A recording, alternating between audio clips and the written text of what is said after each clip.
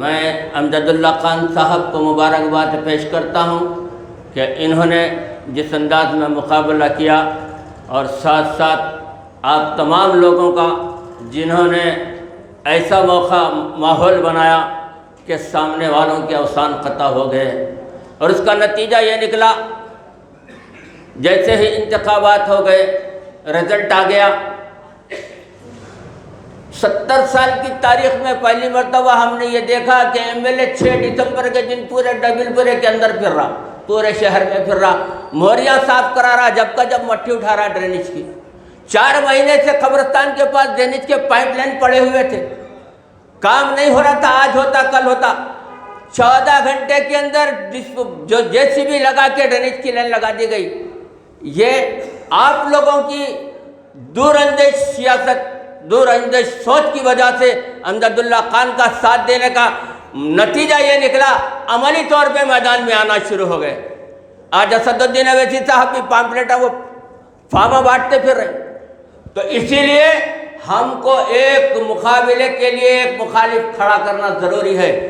میرے پیشرو مقررین میں کچھ لوگوں کو ناواقفیت کی وجہ سے یا کچھ نہیں معلوم اس وجہ سے کہہ دیے، ہم سیاسی میدان میں ان کی نااہلی کی وجہ سے نہیں اترے، بلکہ اللہ کے گھر کے معاملے میں جس وقت مصالحت ہوئی اور اس کے ساتھ غداری ہوئی تو قوم کے اس جیالے میرے قائد غازی ملت الحاج محمد امان اللہ خان صاحب جو سیاسی میدان میں عملی طور پہ تھے اور MLA تھے، جب صدر نے کہا کہ میں نے نرسمہا راؤ سے بات کر لیا ہوں، تو میرے مرحوم قائد نے کہا کیا بات ہوئی، ہم کو بتلانا پڑے گا۔ اس کے بعد میں یہ بات متنازع ہو گئی تو میرے مرحوم قائد کو معزول کرنے کا اعلان کیا گیا، تو عوام کی درمیان میں، عوام کی عدالت میں اپنا مقدمہ رکھا، تو قوم نے کہا غازی ملت اب آگے بڑھو، ہم آپ کے ساتھ ہیں۔ تو اس کے بعد مجلس بچاؤ تحریک کی بنیاد ڈالی گئی۔ مجلس بچاؤ تحریک ان کی نااہلی کی وجہ سے نہیں بنائی، اللہ کے گھر کا معاملہ تھا، اللہ کے گھر کا سودا ہوا تھا، اسی وجہ سے اس جماعت سے مخالفت ہوئی تھی، تو مجلس بچاؤ تحریک کا عمل میں آنا ضروری تھا اور آپ کے درمیان میں پیش ہوئے۔ تو اس کے بعد ہوا یہ تھا کہ 2 MLA منتخب ہو گئے، سودے بازی ہوئی، پھر ایک چلے گئے، تو اس کے بعد کے حالات آپ کے سامنے ہیں۔ مختصراً میں آپ لوگوں سے مؤدبانہ درخواست کرتا ہوں، آنے والے حالات کا ہم کو بھی محاسبہ کرنا ہے۔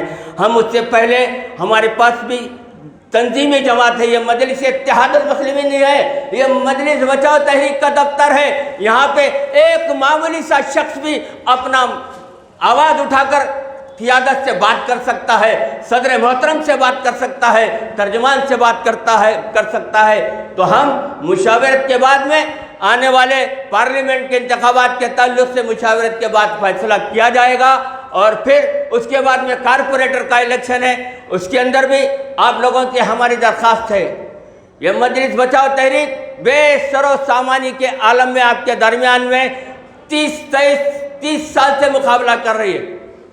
اگر یہ امان اللہ خان صاحب نے اپنے لقب جگروں کو آنے سے پہلے آنے والے حالات کا سوچ کر محسوس کر انہوں نے ایسی تعلیمات دلوائی کہ آنے والی میری دنیا سے گزرنے کے بعد بھی میری قوم کا یہ بچے سہارا بنے، کیسے آپ کو بتلاتا ہوں۔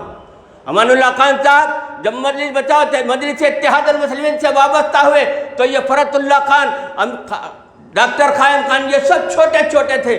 ان کو تعلیم دینا شروع کیا، جب سیاسی میدان میں گئے تو محسوس کیا کہ آنے والے حالات میں مسلمانوں کو قانونی سپورٹ کی ضرورت پڑے گی، قانونی مسائل آئیں گے، تو شفاعت اللہ خان کو ایڈوکیٹ بنایا، اور صحت کے میدان میں ایک نہیں 2 بچوں کو ڈاکٹر بنایا جو اپنی فری خدمات دیتے ہیں، اور اس کے بعد میں دونوں بچوں کو سیاسی میدان میں آپ کے سامنے پیش کیا۔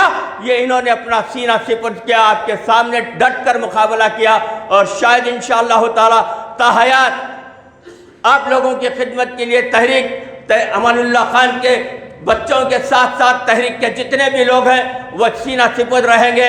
اگر یہ لوگ چاہتے تو خدا کی قسم یہ آج تک کہیں نہ کہیں کوئی منسٹری میں رہتا، کہیں بھی جاتے، یہ ایسے کام کرنے والے ہیں، ان کو ہاتھوں ہاتھ اقتدار کی جو پارٹی ہے لے لیتی۔ ایسے لوگوں کی ضرورت ہے۔ اب جیسے کہ میرے پیشرو مقرروں نے کہا، آج रेवंत रेड्डी से पूछ रहे कितने साल से, 10 साल से आप उनके साथ चोंच में लाके बैठे। आलेर इनकाउंटर हुआ,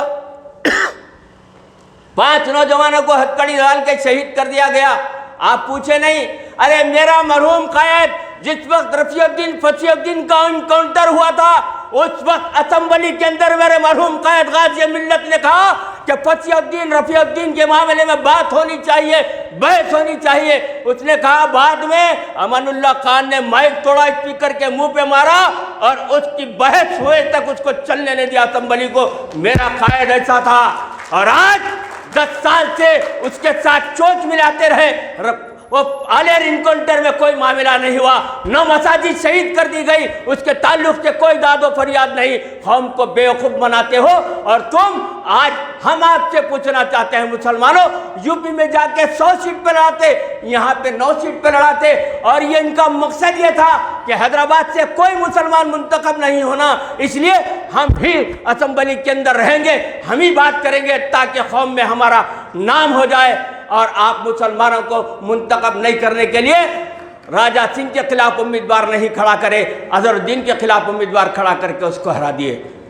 यह आपकी साजिश है। राजा सिंह को इसलिए जिताए कि तुमको ये असदुद्दीन अवैसी को, अकबरुद्दीन अवैसी को गालियां देते रहेगा तो हैदराबाद के मुसलमान हमारा साथ देते रहेंगे, इसीलिए राजा सिंह को जिताने का तुम साजिश रचा है। मुसलमानों याद रखो, आने वाले हालात को आपको, हमको महसूस करना पड़ेगा।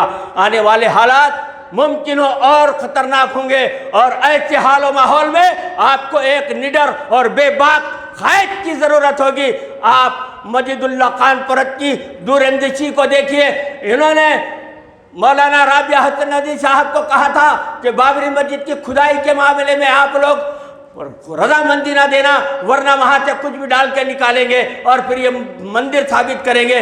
इन्होंने बहुत पहले कई लेटर्स लिखे, बावजूद इसके ये सब कौम के गद्दार हैं, ये सब कौम के गद्दार हैं। हमारे सामने आके सिर्फ कौम की बात करते हैं, अमली तौर पर जाके देखो आराम आसाइश की ये जिंदगी गुजारते हैं। आओ देखो हमारी दफ्तर का हालत देखो और अमानुल्लाह खान साहब के बच्चों का हाल देखो।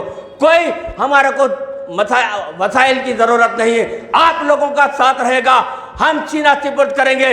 जब कभी कौम का, मिल्लत का, शरीयत का मामला आएगा, हम सीना सिपुर्द करेंगे, आप पीछे रहेंगे, हम अपने सीनों को पेश करेंगे। जब कायदीन क़ियादत गिरेगी तो आप लोग सामने आना पड़ेगा।